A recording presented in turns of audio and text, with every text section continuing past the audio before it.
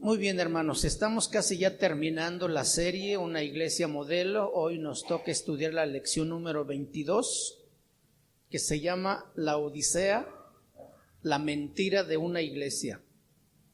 ¿Cómo se llama la lección? La Odisea, la mentira de una iglesia. Suena un poco raro, ¿verdad?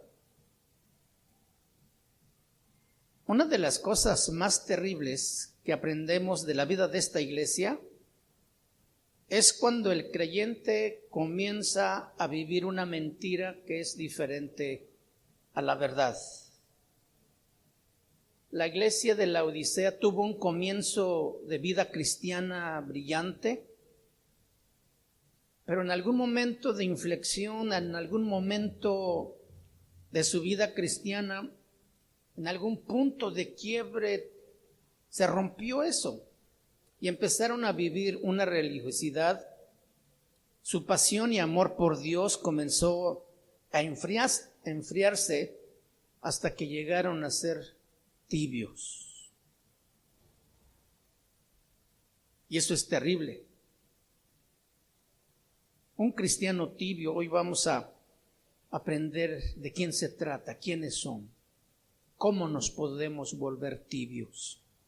¿Qué fue lo que le pasó a esta iglesia? Que creció de manera, porque según los historiadores y algunos conocedores de estas cosas, era una iglesia de miles. En aquella época, esto es muy raro. Por eso nos debe llamar mucho la atención. ¿Qué le pasó a esta iglesia? ¿Por qué se volvió tibia?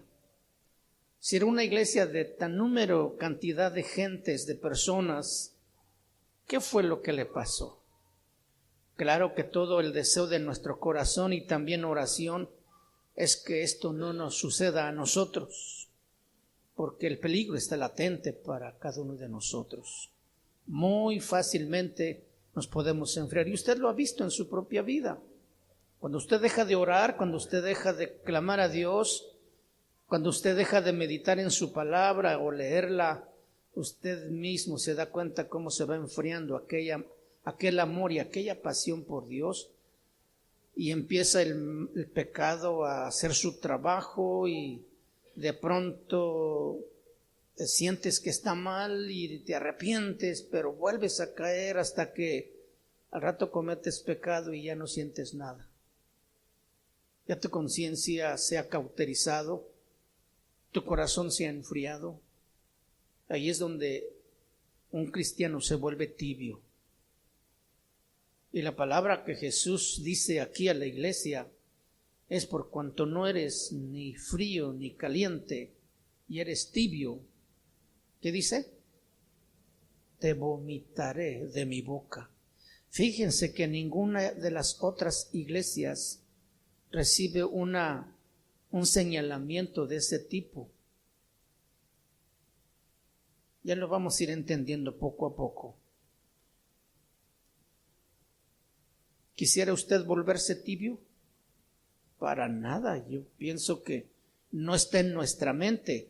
Pero entonces, ¿qué le pasa al cristiano cuando, aunque no quiera volverse tibio, se está volviendo tibio? Y por eso el tema de hoy es la mentira de una iglesia. La iglesia empezó a creer una mentira. Creyeron que estaban bien. Apocalipsis capítulo 3, versículo 14 al 17 dice: y escribe al ángel de la iglesia en la Odisea: he aquí el Amén, el testigo fiel y verdadero, el principio de la creación de Dios, dice esto: yo conozco tus obras, que ni eres frío ni caliente. Ojalá fueses frío o caliente. Pero por cuanto eres tibio y no frío ni caliente, te vomitaré de mi boca.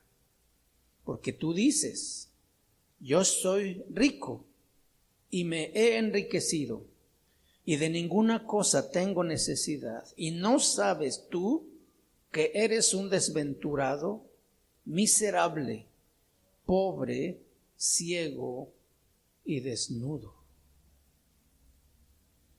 Una iglesia que vive una mentira, una iglesia que cree que es rico, que se ha enriquecido y que de ninguna cosa tiene necesidad, cuando la verdad es que es una iglesia desventurada, miserable, pobre, ciego y desnudos. Creo que nosotros todos sabemos hacer la diferencia entre la verdad y la mentira.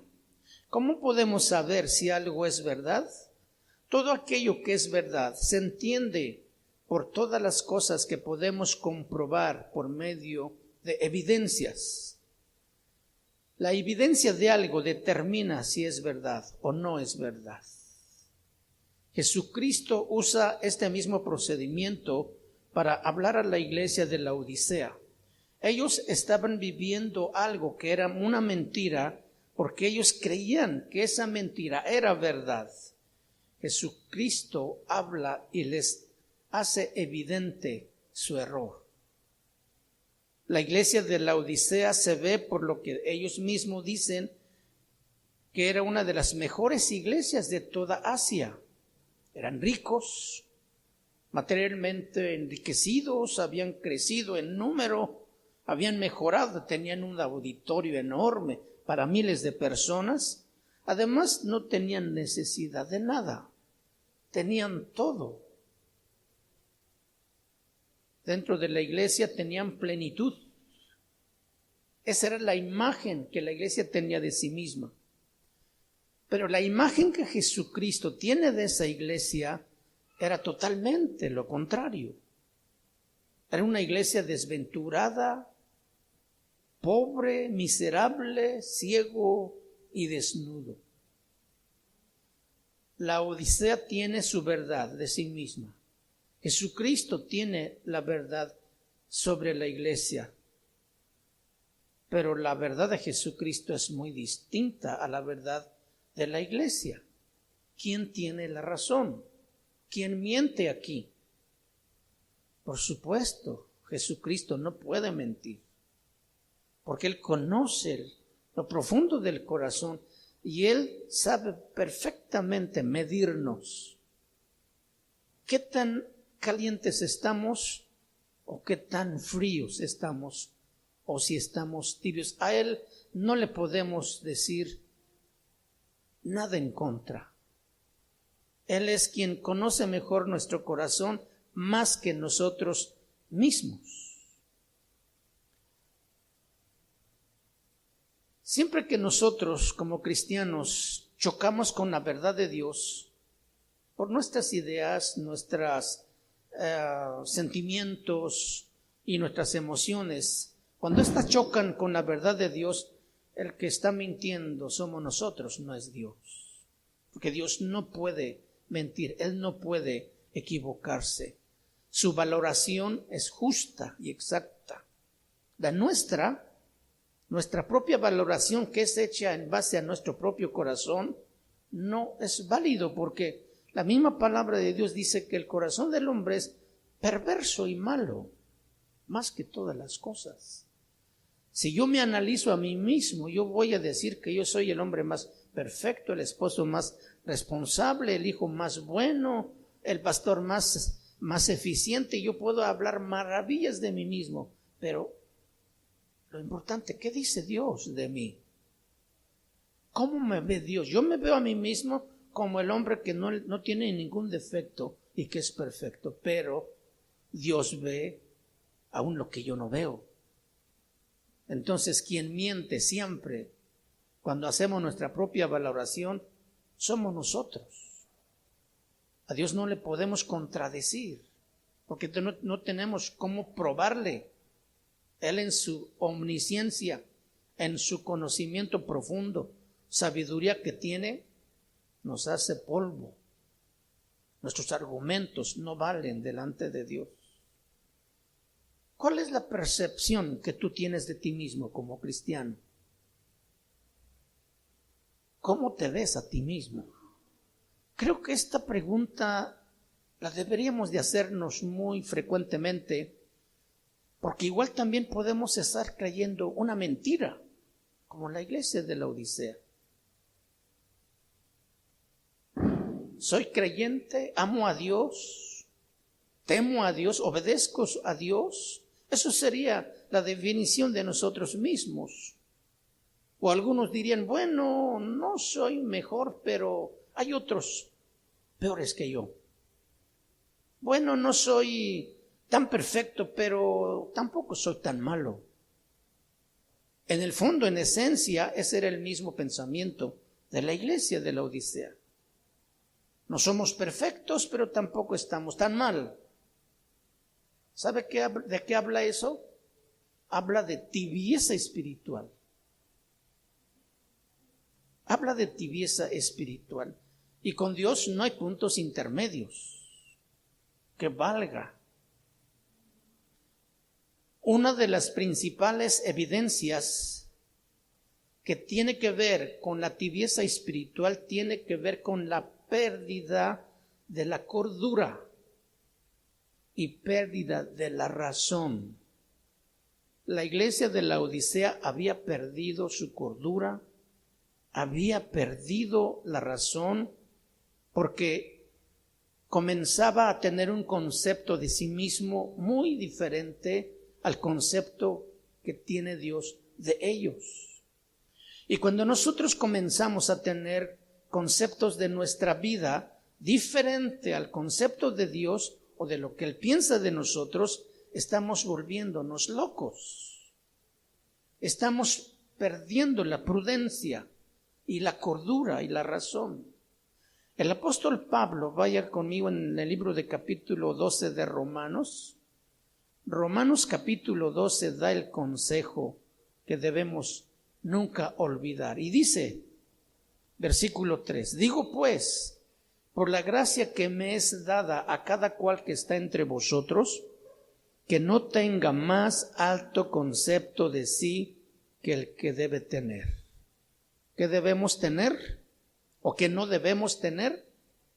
Más alto concepto de sí que el que debemos tener. O sea, que nos midamos en la justa medida. Tampoco dice que tengamos un bajo concepto, pero no uno más de lo que realmente somos. Y la iglesia de la Odisea no sabía valorarse a sí mismo de acuerdo a este consejo del apóstol Pablo. Y a nosotros por eso nos dice, cuando tú analizas tu vida, si agrada a Dios o no agrada a Dios, debes hacerlo con cordura. Hacer a un lado tus sentimientos, tus emociones, tus creencias y evaluar tu vida de acuerdo a lo que Dios dice que tú eres. Eso es pensar con cordura y eso te va a llevar a hacer un análisis justo, una conclusión sana, porque te das cuenta en qué nivel te encuentras. En Primera de Reyes capítulo 12 habla de un rey que acababa de ser puesto en Israel llamado Roboam, el hijo de Salomón. Una vez que su padre, ¿se acuerdan de Salomón? ¿Quién era Salomón?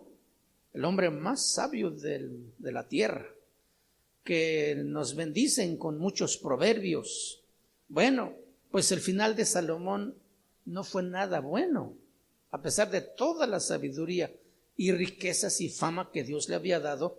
Salomón no terminó bien y tuvo que morir, y en su tiempo último de reinado oprimió mucho al pueblo con cargas pesadísimas. Salomón perdió cordura, Salomón perdió la razón y se fue al otro extremo. Después de reinar con sabiduría a un pueblo, ahora le está imponiendo pesada carga, y el pueblo, cuando muere el rey Salomón y sube al trono su hijo Roboam, el pueblo clamaba a Dios.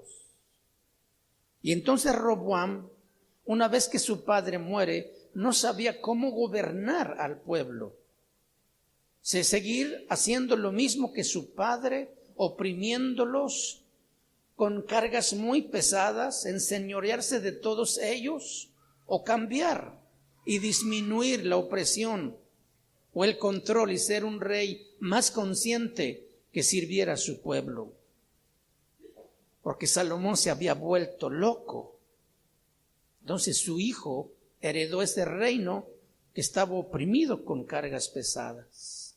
Entonces Roboam, no sabiendo cómo gobernar, él va a los ancianos del pueblo y les pide consejo. Y ellos le dicen: mira, Roboam, te aconsejamos que aligeres la carga del pueblo y te aconsejamos que tú les sirvas. Ellos te van a escuchar. Roboam escuchó este consejo y como que dijo: no me satisface, y se fue a buscar a los jóvenes. El joven también de la misma edad fue a buscar a los jóvenes y le dijo: doble pones carga, no los dejes, si no se te van a sublevar. Y Salomón escucha más el consejo de los jóvenes, igual de locos que él. Roboam, igual de que perdieron la cordura. No escuchó el consejo de los expertos, de los sabios, que era bueno. ¿Por qué? Porque él ya había determinado cómo iba a gobernar. Y lo que él estaba buscando al ir a los ancianos y a los jóvenes era encontrar a alguien que le dijera lo que él quería oír, no lo que necesitaba oír. Y así nos pasa a muchos de nosotros. Cuando pedimos consejo, ya hemos predeterminado lo que vamos a hacer. Y cuando un consejo no va de acuerdo a lo que tú ya has predeterminado, dice: no, este consejo no me sirve, y busca otro. Hasta que encuentra a alguien que le dice lo que él quería oír, dice: esto es. Y toma malas decisiones.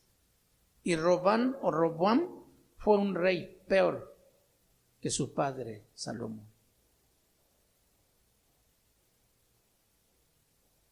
Pedir consejo es bueno, pero pedir consejo para solamente satisfacer o el que esté de acuerdo como yo estoy pensando no es agradable a Dios. Muchas veces nosotros actuamos de esta manera como el hijo de Salomón. Buscar a alguien que nos diga lo que queremos oír, y en ese momento también nosotros perdemos la cordura. ¿Qué será más sano escuchar? ¿Lo que dice mi corazón o lo que dice Dios? Pues lo que dice Dios. ¿Sería un tonto yo si le hago más caso a mi corazón que a Dios? Lo que hizo la iglesia de la Odisea es que perdieron la cordura. Comenzaron a tener un concepto de sí mismo más alto del que tenían de veras. Y cuando Dios mira el corazón del hombre, puede mirar exactamente, con claridad, todo lo que hay allí y puede dar la valoración más completa y más exacta. Cuando nosotros estamos en ese mismo conflicto de yo quiero, yo pienso, yo deseo hacer algo, pero eso choca con la palabra de Dios y con la gente que puso Dios para ser anciano, que hablan con experiencia, con conocimiento de Dios, entonces si eso choca con lo mío, entonces yo estoy mintiendo, porque yo no acepto algo que choca contra lo que yo creo, entonces yo estoy mal. La iglesia de la Odisea comenzó a vivir una mentira. Muchos cristianos hoy se consuelan en el mediocre razonamiento de decir: no soy perfecto como Jesucristo, pero tampoco soy tan malo como Judas Iscariote. ¿Verdad? No soy perfecto, pero no estoy tan malo tampoco. Hay más o menos. ¿Eso cómo se llama? Tibieza, tibio. Con eso está diciendo: soy tibio. O sea, no soy ni tan bueno ni tan malo. Ahí voy en medio. Pues sí, tibio. Y el error no está solamente en ser tibio, sino además tener un concepto de sí mismo de ser caliente, porque dice, no estoy tan frío, yo estoy más o menos caliente, pero no tan caliente tampoco. Entonces está creyendo sí una mentira. El error los cometemos todos, sí o no, pero el error es creer que tus errores son buenos delante de Dios, y eso es triste. Esa fue la condición a la que llegó la iglesia de la Odisea. Perdió la razón, perdió el juicio, perdió la cordura y comenzó a hacer más caso al concepto que tenían de sí mismo que el concepto que Dios tenía de ellos. Si tú comienzas a ver tu vida espiritual, tu vida cristiana, hasta tu vida natural bajo la perspectiva, bajo lo que tú ves que está bien, estás perdiendo la cordura, estás perdiendo la razón. ¿Podrían detener tantito a ese niño? ¿Y pueden llevarlo allá arriba, por favor? Porque ellos decían, yo soy rico y me he enriquecido y de ninguna cosa tengo necesidad.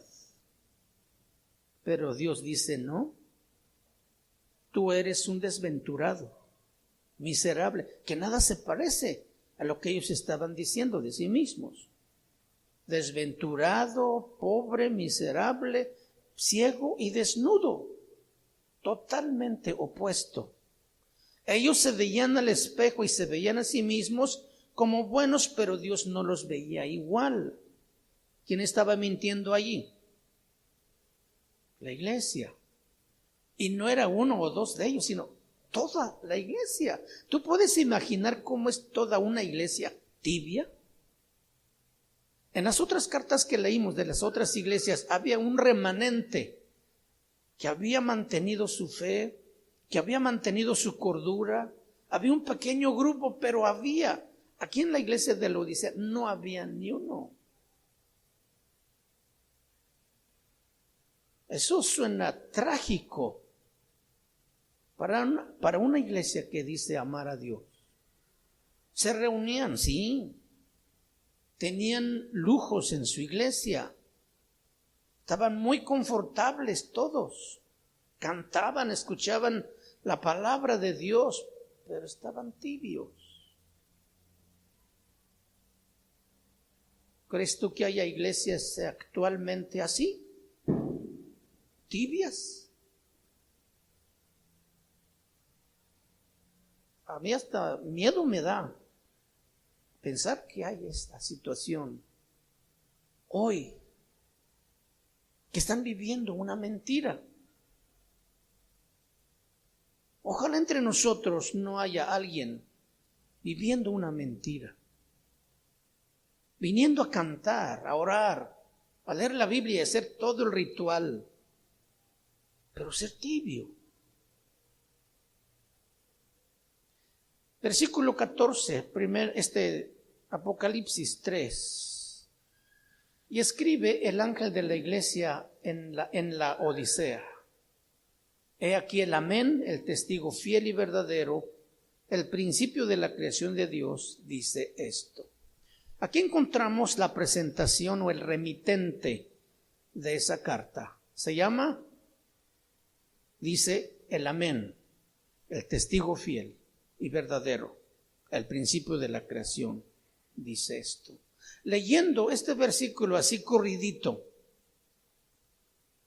cuando Jesús se presenta a sí mismo, amén, testigo fiel y verdadero, el principio de la creación de Dios, dice esto. Leyendo esto así tan rápido no entendemos nada.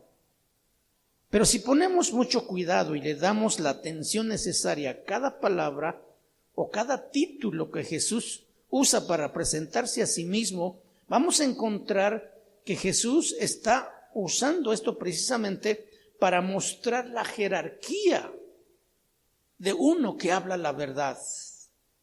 Habla de la reputación de aquel que tiene conocimiento de todo.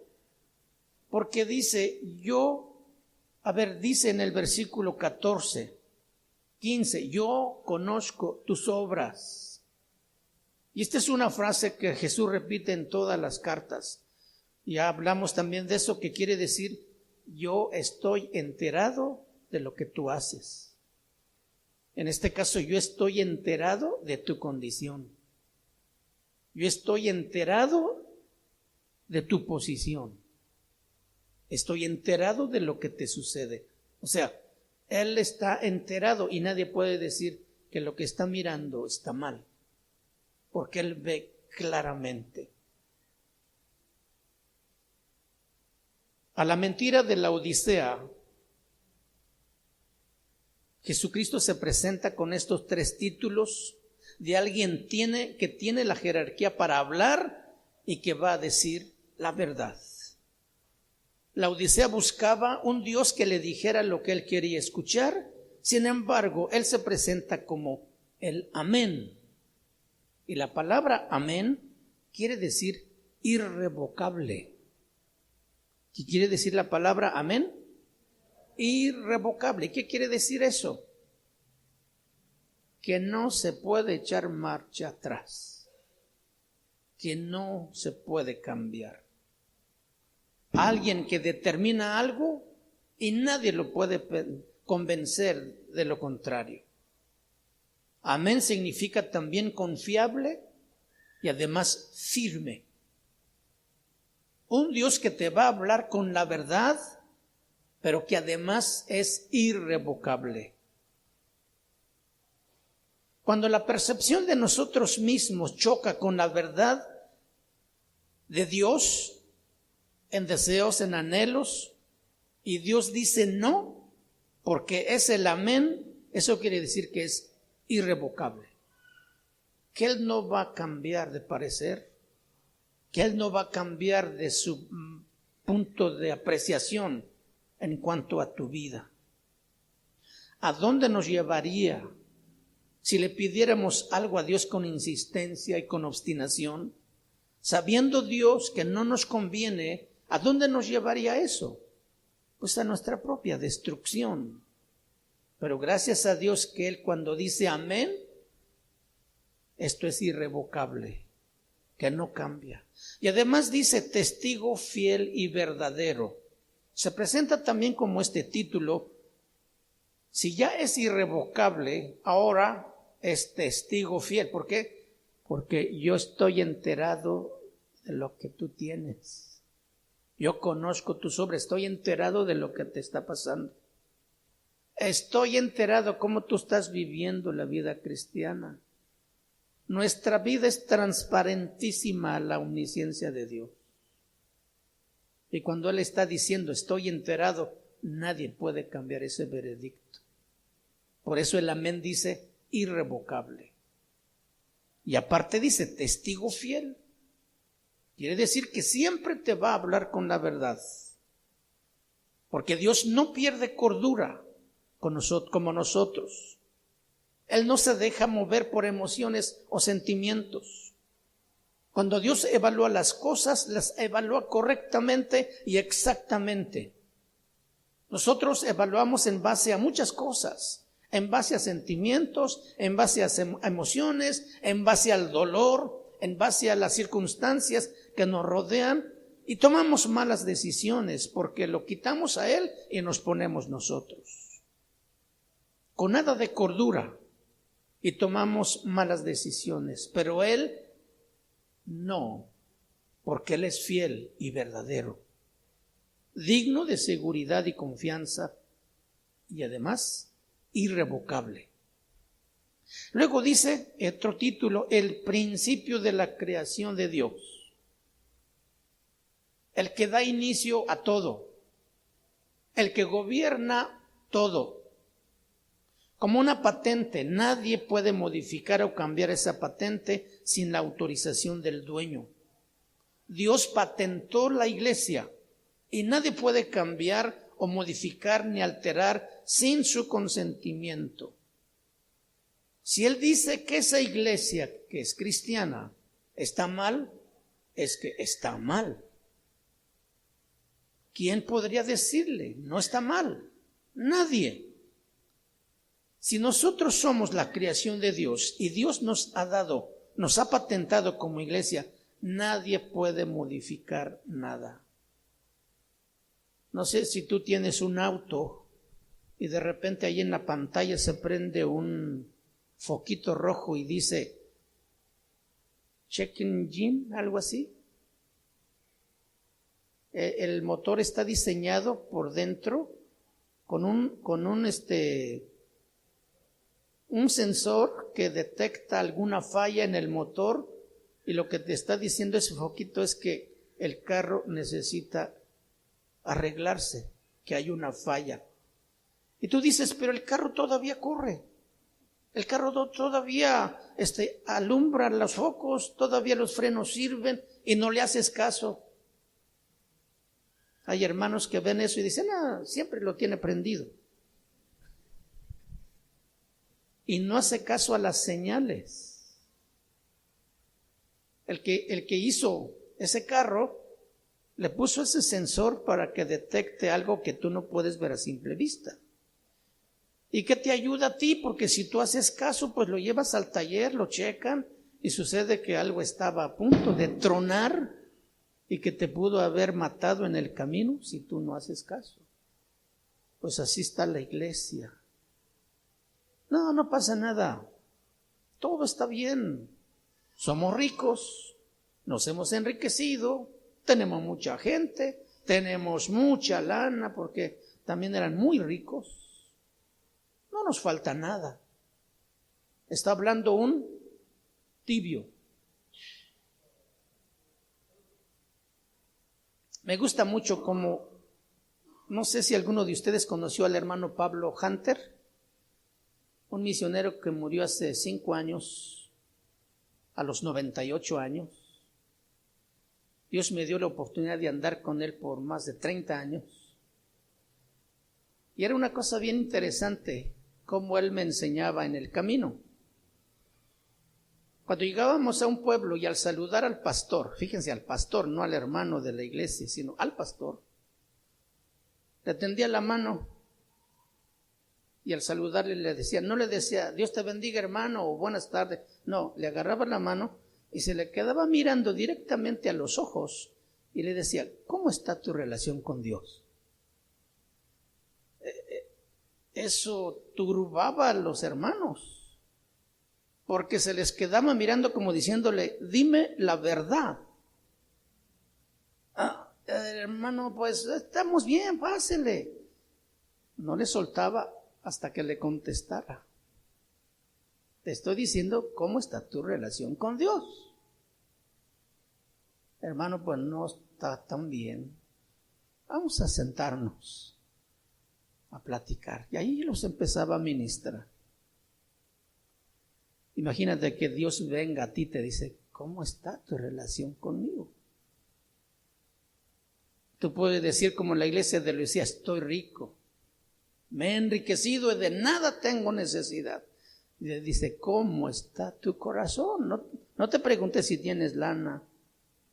¿Cómo estás tú con Dios? ¿Te parece que sería bueno que Jesús viniera a entrevistarnos,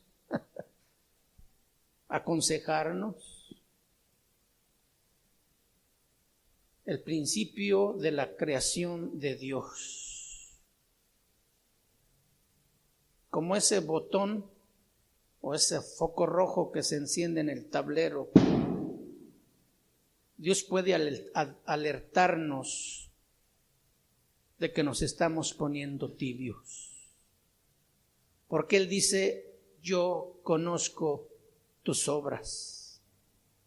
Dios determina qué tanto nos parecemos a Él, no por lo que creemos o pensamos o sentimos, sino principalmente por lo que hacemos.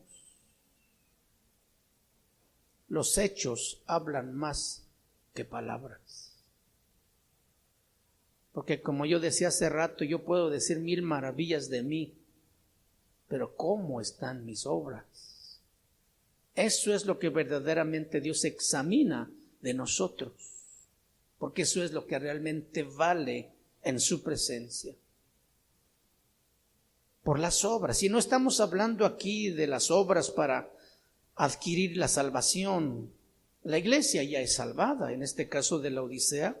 Estamos hablando de las obras posteriores a la salvación que deben ser un fruto de una vida cambiada, porque nadie puede ganarse la salvación haciendo cosas. Una vez que tú tienes la salvación, ¿cómo das evidencia de que realmente eres salvo?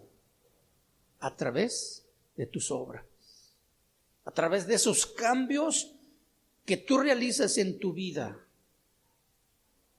las cosas prácticas que haces. Lo que nosotros somos principalmente delante de Él por lo que hacemos.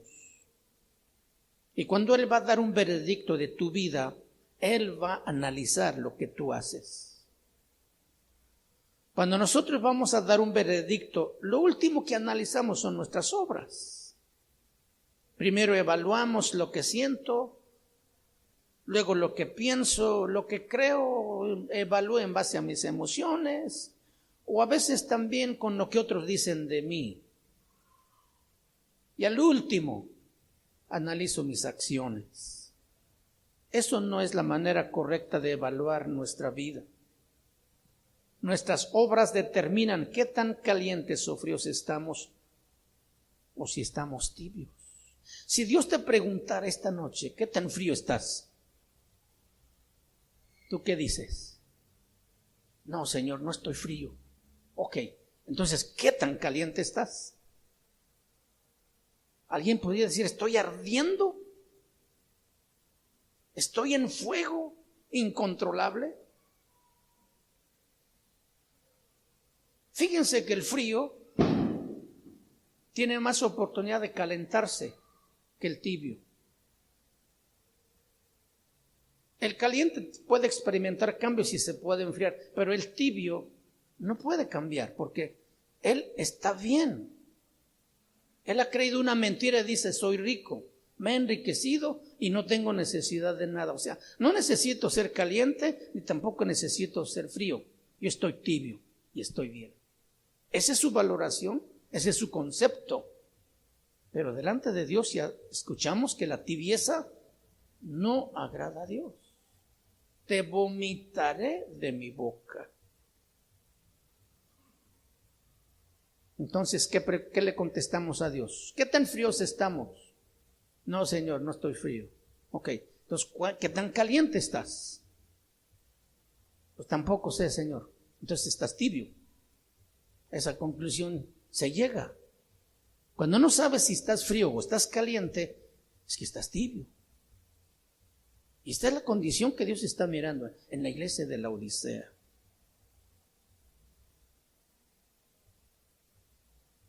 Un frío siempre está relacionado con lo que está muerto o con lo que no tiene vida.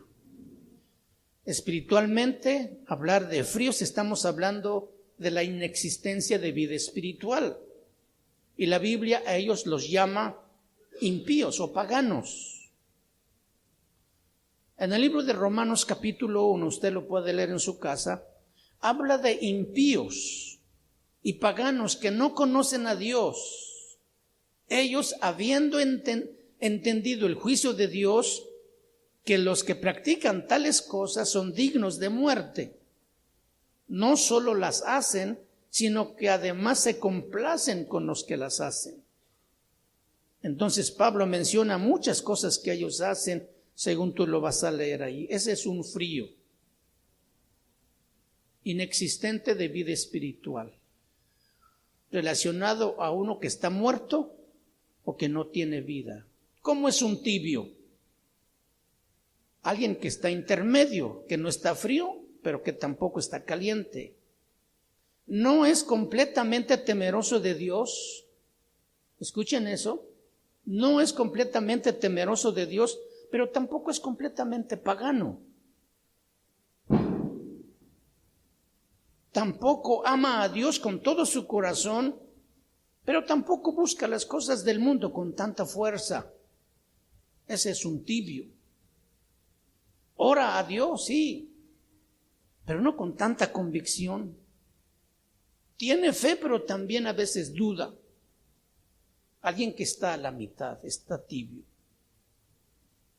En lo externo, la iglesia de la Odisea era sin duda la mejor iglesia de todas aquellas 7 que estaban en el Asia Menor. Como dijimos hace rato, algunos comentaristas dicen que era una iglesia de miles de personas, un auditorio enorme, dinero en abundancia. Había pura gente de dinero. Nosotros no encajaríamos ahí. Nosotros nos iríamos con la iglesia de Filadelfia, 14, 40, 50 personas y pobres. Así era la iglesia de Filadelfia. Aquí en la Odisea nosotros no era nuestra iglesia, pero lamentablemente nos parecemos mucho a esta iglesia. Porque ni estamos ni fríos ni estamos calientes, estamos tibios. Cuando ellos se evaluaron a sí mismos, como todos nosotros también debemos evaluarnos, y muy seguido, su veredicto fue: somos mejores que todas las demás iglesias. Tenemos mucha gente, más que todas las demás iglesias. Tenemos un auditorio enorme que nadie más puede tenerlo como nosotros, porque tenemos mucho dinero. Somos los mejores porque Dios nos bendice y nos da abundancia. Y por eso se creyeron la mentira y vivían en esa mentira. Habían perdido la razón, habían perdido la prudencia, estaban locos creyendo una mentira. Una iglesia que pone sus ojos en las cosas materiales es una iglesia que ha perdido la razón, que ha perdido la cordura. Y cuando Cristo llega a evaluarlos con la verdad de Dios, no concuerda en nada de la verdad de Dios con lo que ellos están realmente viviendo. Mediocres, tibios, sin pasión, sin amor por Dios, aunque asisten a la iglesia, aunque se reúnen, aunque leen la Biblia también. Y la respuesta de Jesucristo, el veredicto de Jesucristo es: te vomitaré de mi boca. Te vomitaré de mi boca. Una sentencia terrible. En el cuerpo humano que Dios nos ha dado, ha puesto mecanismos de defensa. Cuando estamos en medio de mucho polvo, ¿qué es lo que hacemos? Empezamos a estornudar, ¿verdad? Porque está entrando agente extraño y el cuerpo, como para defenderse, y agarra fuerza para expulsar aquello que está. Cuando comemos algo que nos hace daño o no nos gusta, pues queremos devolver o lo devolvemos. O también por medio de la tos expulsamos lo que está dentro que nos está dañando. Cuando Jesús dice: te vomitaré de mi boca, está diciendo: te voy a expulsar, te voy a echar fuera. Porque esa bacteria, ese virus, esa riqueza, enriquecimiento o esa que no le falta nada, enferma, hiere, lastima la iglesia. Y eso está terrible.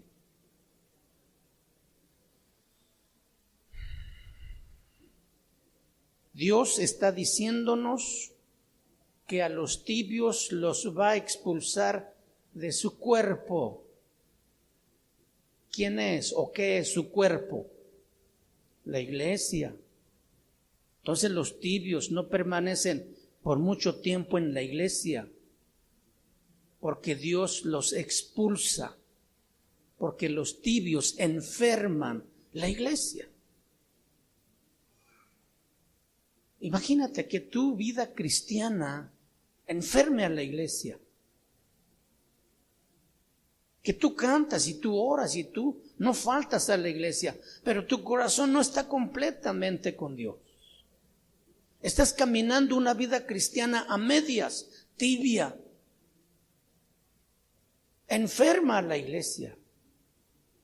Y esa sentencia que Jesús dice a la iglesia, para nosotros debe ser una seria advertencia de que si permanecemos por mucho tiempo así y no corregimos, Dios nos va a expulsar, nos va a vomitar, porque estamos enfermando a su cuerpo, llamada iglesia. Y vaya que Dios es un Dios muy celoso. Y Él no va a permitir que su iglesia se enferme. Muchas iglesias ya están enfermas, porque están llenas de agentes infecciosos, tibios espirituales, que se están creyendo una mentira, creyendo que son buenos cristianos cuando no lo son. Y eso habla de una situación muy, muy terrible. Entonces deberíamos considerar esto no como una amenaza, sino como una seria advertencia. Los tibios no permanecen porque van a ser expulsados.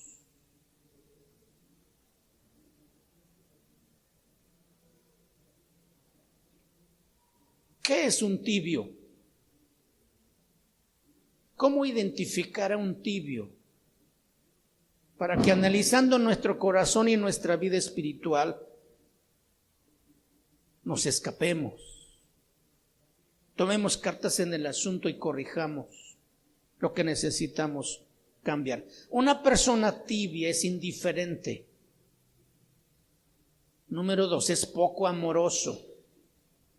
Y número 3, con falta de interés. Ese es un tibio, indiferente, poco amoroso y con falta de interés. Porque un cristiano caliente tiene pasión por Dios y su palabra. Y la Biblia lo compara como el celo y fervor. ¿Se acuerdan de Jesucristo cuando entra al templo y ve a la mesa de los cambistas, los animales que tenían ahí para vender y hacer negocio? Dice que él hace un azote de cuerda y entra y barre con todo. Vuelca la mesa de los cambistas, suelta a los animales y dice: han hecho de la casa de mi padre una casa de mercado, cueva de ladrones. Ese celo, esa pasión por Dios y por su palabra es lo que caracteriza al verdadero cristiano, que está caliente. Tiene celo por Dios, celo por su palabra, celo por su santidad en la iglesia. Sería bueno preguntarnos: ¿soy yo uno de ellos?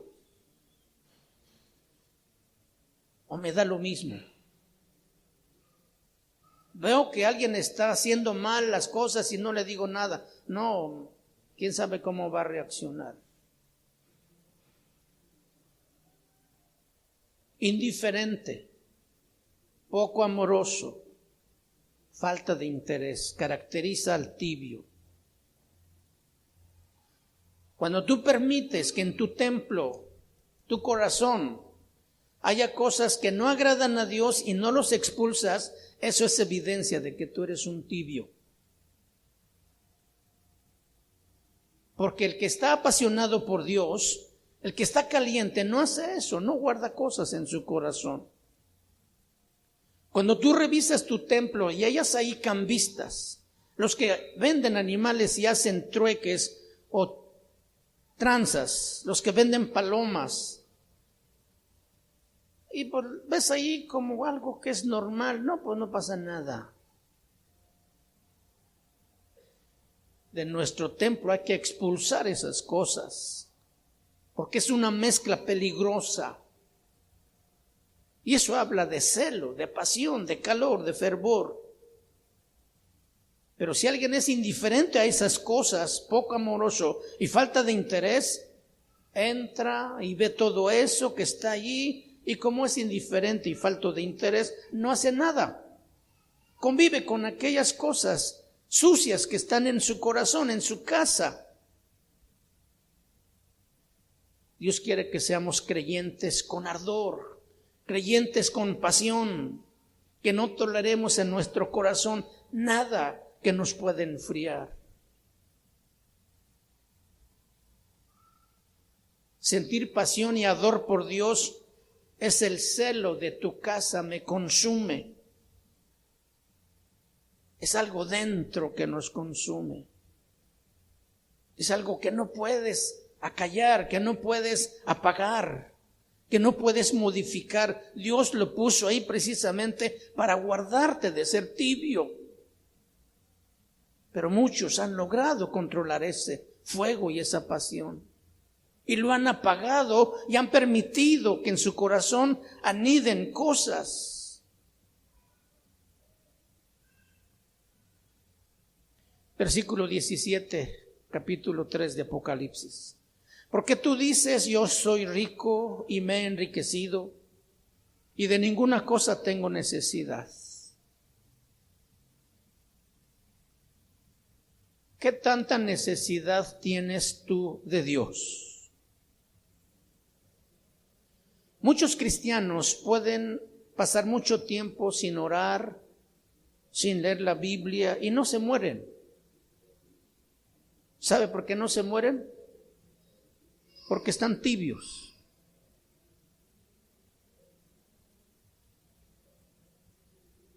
No se mueren porque están tibios. El cristiano verdadero no puede pasar tiempo si no pasa tiempo con Dios. Tú no puedes estar 3 minutos sin respirar, ¿o sí? Tienes tan fuertes tus pulmones que pasas horas y horas sin respirar. No hay ser humano que aguante eso. Nuestra pasión por Dios debe ser como el aire, como la necesidad que tenemos del aire, la necesidad que tenemos de respirar para vivir. Cuando te alejas de Dios, sientes que te ahogas. Cuando ya no oras a Dios, cuando no consultas a Dios, no alabas a Dios en un mes, te sientes mal. Algo te está faltando que te está ahogando. Y por eso Pablo, el salmista David decía, alma mía, alaba al Señor. Sentía la necesidad urgente de estar conectado con Dios. Cuando la Odisea dice, de nada tengo necesidad, es como cuando tú dices, tengo mi esposa, tengo mis hijos, tengo mi casa, tengo mi carro, de nada tengo necesidad. Tengo zapatos, tengo ropa buena, tengo un colchón muy suavecito y duermo muy calientito. Puedo vivir sin ti, Señor. Ándale, atrévete. Puedes estar perdiendo la cordura. Puedes estar perdiendo la razón. Y puedes estarte volviendo loco. Porque un cristiano no piensa así. Un principio muy importante, escuchen bien esto, la necesidad que tenemos de Dios se ve reflejada no en los momentos de escasez, sino en momentos de abundancia. En momentos de escasez todos buscamos a Dios y oramos con fervor como nunca. Si la necesidad es tan fuerte y apremiante. Pero cuando tenemos abundancia, cuando todo está bien, hasta de Dios nos olvidamos. Entonces la necesidad que tenemos de Dios se ve reflejada no en momentos de escasez, sino en los momentos de abundancia. Cuando tengo abundancia, o cuando tú tengas abundancia y tengas paz, tengas alguien que te quiera, que te apapache, que te abrace, que tienes un trabajo estable, que tienes una familia hermosa, cuando Dios te pregunte, ¿cuánta necesidad tienes tú de mí? Si tu respuesta en ese momento es, Señor, yo te necesito, eso es correcto. Pero cuando tú dices, como tengo todo y no me falta nada, pues ya no oras, ya no lees la Biblia, ya hasta ni quieres ir a la iglesia porque todo está cómodo. Así vivía la iglesia de la Odisea y creyó que así estaba bien. Y delante de sus ojos, él creía que era así. Pero cuando Dios viene, los evalúa y encuentra su condición de bancarrota, les dice la verdad. Tú no eres más que un miserable, desventurado, pobre, ciego y desnudo. Les hizo una radiografía completa y encontró un montón de males ahí. Cuando ellos creían que era la mejor iglesia. Cuando ellos creían que brillaban por la abundancia de bienes que tenían. Cuando tú pasas tiempo sin buscar a Dios y tienes cuantas cosas pudieras necesitar, Dios dice que eres un desventurado, miserable, pobre, ciego y desnudo. Eso no nos gusta escuchar. Pero Dios no nos va a decir lo que queremos escuchar. Él nos va a decir lo que necesitamos escuchar. Y esto es lo que necesitamos escuchar. La actitud de nada tengo necesidad es una actitud de orgullo, de soberbia, de vanidad, porque impone su concepto a lo que Dios determina que tú eres. Somos movidos a la necesidad cuando se nos da algo a cambio y la mayoría elegimos lo natural. Por ejemplo, es hora de venir a la iglesia, al estudio o a la oración.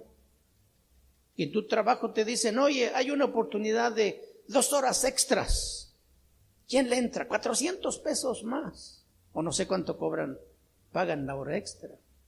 Y tú dices, yo le entro. En 400 pesos valoraste tu tiempo con Dios en alabanza y en escuchar la palabra. ¿En qué poca valoración tenemos a Dios cuando preferimos lo material que la cosa espiritual, que es más importante?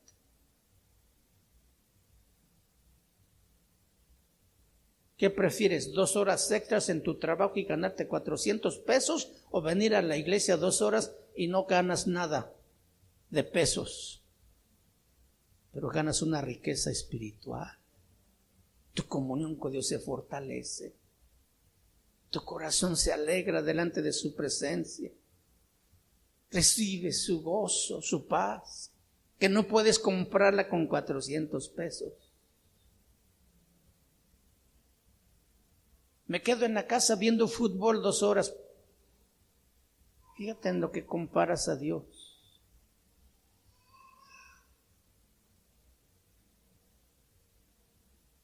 Apocalipsis 3:17 sigue diciendo, y no sabes que tú eres un desventurado, miserable, pobre, ciego y desnudo. La palabra desventurado viene de una palabra griega que se llama talaiporo. La palabra taiporo está compuesta por 2 palabras. Una que se llama tala, que significa aflicción o dolor, y poros, que significa soledad. Entonces la palabra desventurado quiere decir sentir dolor o aflicción por sentirse solo. Esa es una persona desventurada. Sentir dolor o aflicción por sentirse solo. Es una sensación de vacío, de hueco dentro que no se llena. Cuando un creyente siente en su interior vaciedad, es un síntoma de tibieza espiritual. Y cuando tú empieces a sentir eso, mejor ponte en acción, porque te estás entibiando. ¿Qué dejaste de hacer? Orar. ¿Dejaste de cantar? ¿Dejaste de leer la palabra de Dios? Pues ponte a hacer eso, porque te estás no enfriando, estás tibio.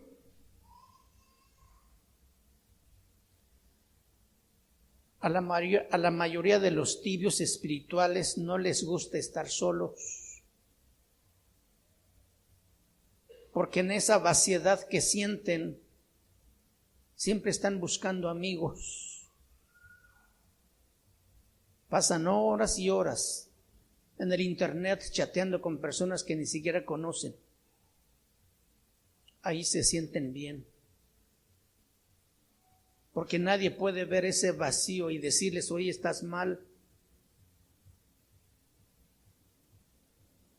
Busca distraerse en otras cosas: diversión, entretenimiento, trabajo, actividades.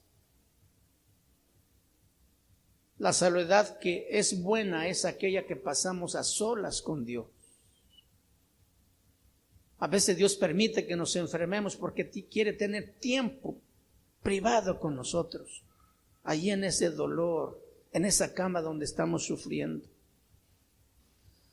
Oseas 2:14 dice: he aquí yo la atraeré y la llevaré al desierto y hablaré a su corazón. Esos tiempos de soledad son los tiempos cuando Dios nos abraza y nos jala y dice: vente, vamos a platicar. Hay vacío en nuestro corazón, sentimos que nos estamos entibiando. Clamamos a Dios y dice Dios: vente, te voy a llevar. ¿A dónde? No a un lugar confortable, al desierto. ¿Qué hay en el desierto? Nada, ni siquiera árboles para sombrearse. El desierto habla de esa situación de aflicción, de turbación, de problemas, de tribulaciones. Y Él dice: ¿para qué? ¿Para consolarte? ¿Para abrazarte? Dice: para hablar a tu corazón. Y cuando dice hablar a tu corazón, es que la voy a examinar. A ver qué hay. Y te lo voy a mostrar uno por uno. O sea, el Señor nos lleva al desierto para sacarnos los trapitos al sol, porque nosotros no las alcanzamos a ver. ¿Por qué? Porque estamos tibios. No estamos ni fríos, porque conocemos a Dios. Los fríos no conocen a Dios. Pero estamos tibios porque nos hemos creído la mentira de que estamos bien, cuando somos miserables, pobres, desventurados, ciegos y desnudos. Es un encuentro directo con Dios, donde Él va a evidenciar tu vida y no habrá ningún lugar para que te escondas en el desierto. No va a haber ningún lugar a donde tú puedas correr, porque Él quiere tener trato contigo. Él se comprometió contigo cuando tú le entregaste tu corazón a Él. Le dijiste: Señor, te entrego mi vida, y Él tomó en serio esas palabras. Y por eso te va a llevar al desierto una y otra vez, tantas veces como tú necesites, hasta que aprendas a caminar en el fuego de Dios, en la pasión de Dios. Luego dice: eres un miserable. ¿Quién es o cómo es un miserable? Un miserable es una persona digno de lástima, de alguien que tiene todas las habilidades para hacer algo, pero no hace nada.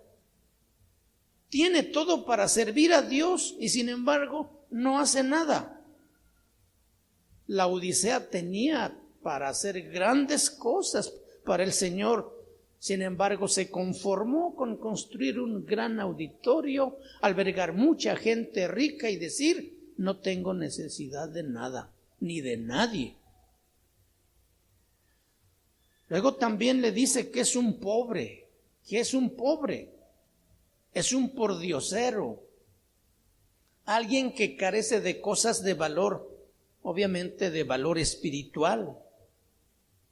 Un tibio no tiene nada de valor espiritual en su vida. Tiene la cartera, pero tiene su corazón vacío. Proverbios 15:16 dice: mejor es lo poco con el temor de Jehová que el gran tesoro donde hay turbación. También dice que es ciego. Y la palabra ciego quiere decir nublado o nube en el ojo. Lo que quiere decir que no es completamente ciego espiritual, sino que ve borroso. Nomás no ve claro.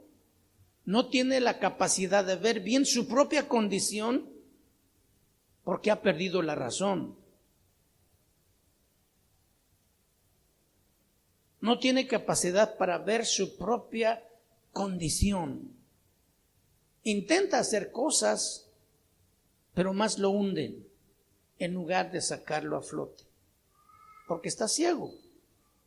Luego dice también desnudo, y la palabra desnudo tiene que ver con el pecado. En Génesis capítulo 2 y capítulo 3 conocemos todos la historia cuando Adán y Eva desobedecen a Dios y pecan. Cuando ellos desobedecieron a Dios y comieron del fruto prohibido, la primera condición después de esa desobediencia fue que se encontraron desnudos. Ellos no se daban cuenta que estaban desnudos porque no había maldad, no había cosa mala en su mente hasta cuando ellos desobedecieron a Dios. Entonces, cuando Dios dice a la iglesia de Laodicea, eres un desnudo, Dios está evidenciando su pecado. Todos sabemos cuando Dios en el huerto tuvo que sacrificar animales para cubrir su desnudez, ¿sí? Símbolo de Jesucristo, para cubrir nuestra desnudez, nuestro pecado. Una persona desnuda es aquella que su pecado se ha hecho tan evidente que todos pueden verla, menos él. Camina como si agradara a Dios. Todo el mundo se da cuenta de su pecado, menos esta persona. Porque Jesucristo ha dejado de ser una convicción en su vida. Es muy triste la condición de un cristiano tibio, porque está vacío por dentro. Siente dolor y aflicción por sentirse solo. Tiene todas las capacidades para hacer algo, pero no hace nada. Tiene que andar mendigando las cosas de valor espiritual.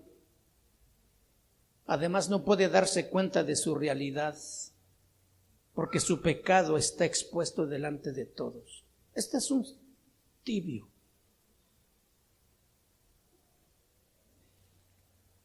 Un panorama y un cuadro nada agradable, la que Dios miró en su iglesia en la Odisea. ¿Cómo nos mirará Dios a nosotros? A cada uno de nosotros también.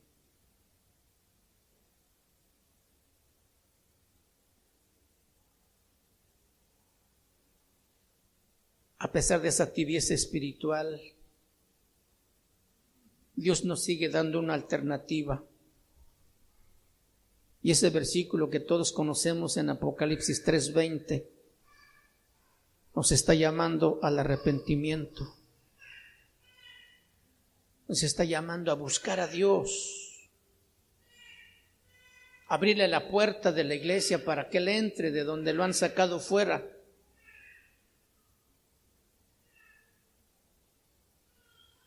Una escena de amor y de reconciliación. Dios ama a su iglesia, Dios te ama a ti, pero tienes que cambiar. Tienes que hacer cambios radicales en tu vida, porque no puedes vivir en la tibieza espiritual. La sentencia es muy clara: te vomitaré de mi boca. Busquemos a Dios entonces. ¿Qué va a hacer? ¿Indiferente? ¿Que no le importa nada? ¿Seguir tibio? O dice, ay Señor, perdóname. Voy a buscar tu rostro, Señor. Voy a hacer cambios en mi vida.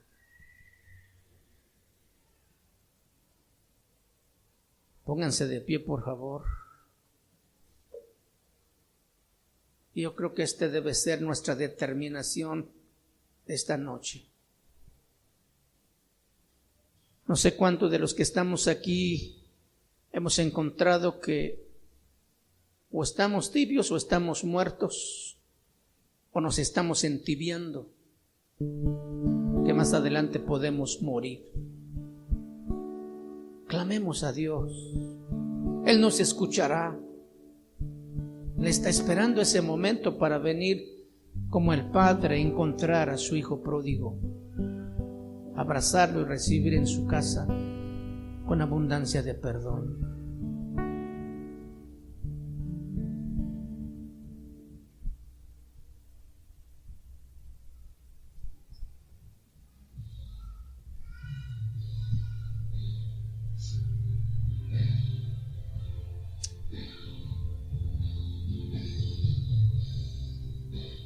Oh Señor, nos arrepentimos, nos comprometemos a buscarte de corazón,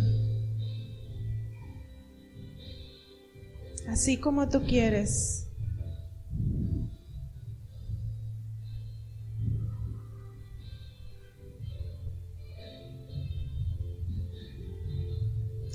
Temprano yo te buscaré,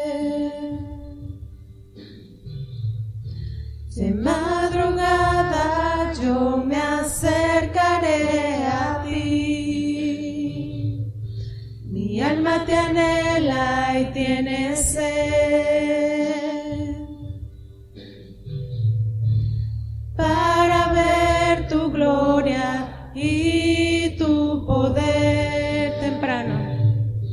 Temprano yo te buscaré, de madrugada yo me acercaré a ti. Mi alma te anhela y tiene sed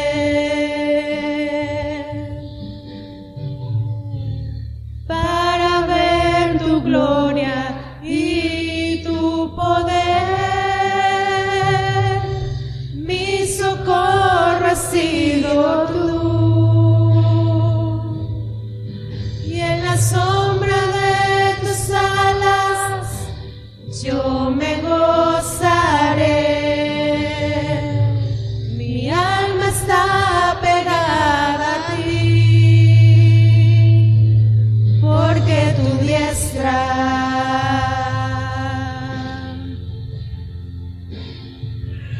me ha sostenido. Oh, tu diestra me ha sostenido.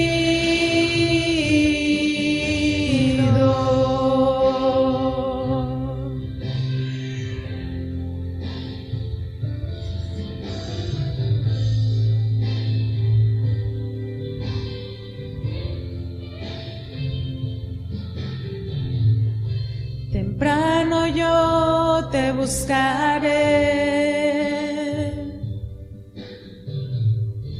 de madrugada yo me acercaré a ti. Mi alma te anhela y tiene sed para ver tu gloria y tu poder. Temprano yo te buscaré,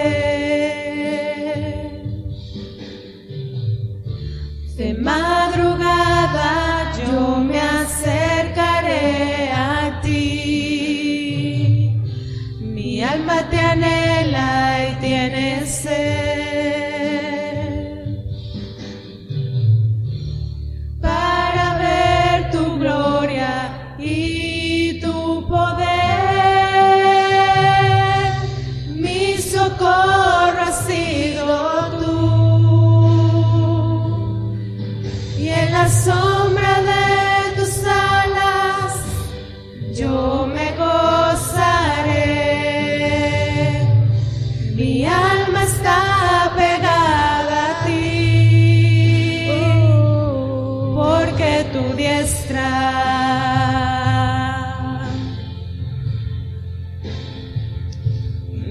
has sostenido,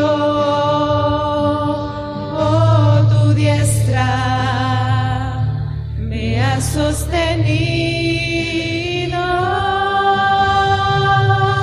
mi socorro has sido tú, y en la sombra de tus alas yo me gozaré. Mi alma está pegada a ti, porque tu diestra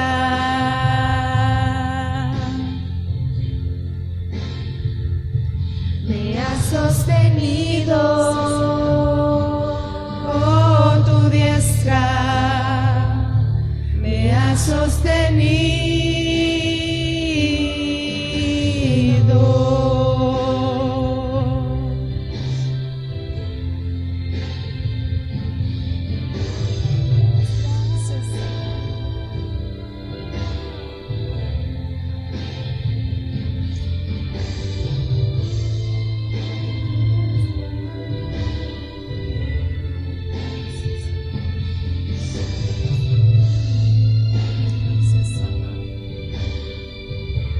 Vamos a decirle: mi socorro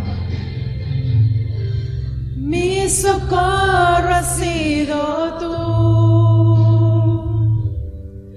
y en la sombra de tus alas yo me gozaré. Mi alma está pegada a ti, porque tu diestra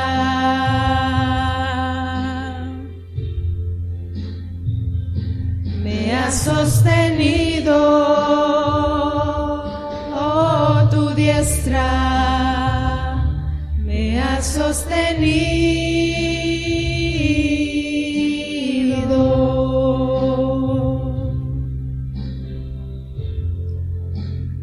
Sí, Señor, reconocemos que solamente con tu ayuda podemos salir adelante, Señor. Y queremos ver nuestra condición, Señor. No queremos quedarnos igual, en ceguera, en esclavitud. Queremos reconocer nuestra condición y arrepentirnos. Te pedimos perdón y te pedimos, Señor, que examines nuestro corazón y nos ayudes a cambiar. Te lo decimos de corazón, Señor, sinceramente. Estamos dispuestos. Gracias, Señor. Amén.